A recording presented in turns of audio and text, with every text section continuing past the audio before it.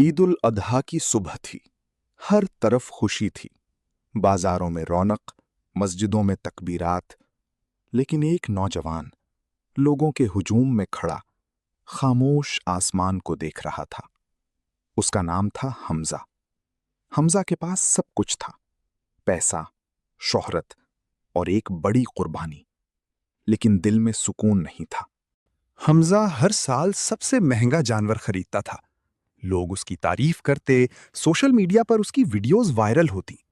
اس سال بھی اس نے ایک قیمتی جانور خریدا۔ لوگ کہنے لگے، واہ کیا قربانی ہے! لیکن حمزہ کے دل سے آواز آئی، کیا واقعی یہ قربانی اللہ کے لیے ہے یا لوگوں کو دکھانے کے لیے؟ بازار کے ایک کونے میں ایک غریب بوڑھا آدمی بیٹھا تھا۔ سادہ کپڑے، تھکا ہوا چہرہ، لیکن آنکھوں میں سکون۔ وہ ایک چھوٹا سا بکرا سہلا رہا تھا۔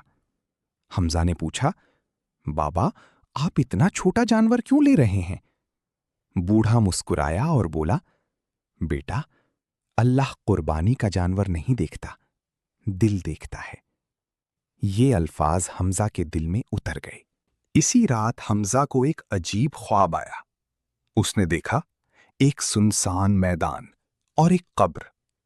قبر کے پاس ایک آواز گونج رہی تھی، جو دل اللہ کے قریب نہ ہو اس کی قربانی صرف رسم بن جاتی ہے۔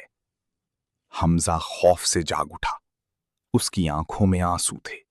عید کی صبح لوگ ویڈیوز بنا رہے تھے، تصویریں لے رہے تھے، لیکن حمزہ خاموش تھا۔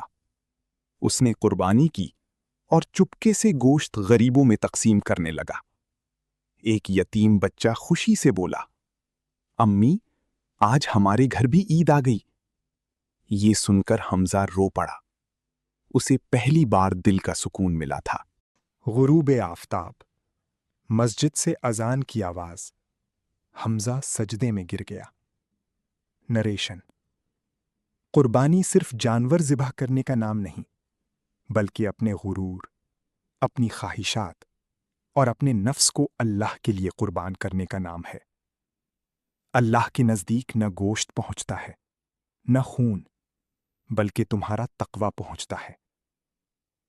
اللہ ہمیں اخلاص والی قربانی نصیب فرمائے، آمین۔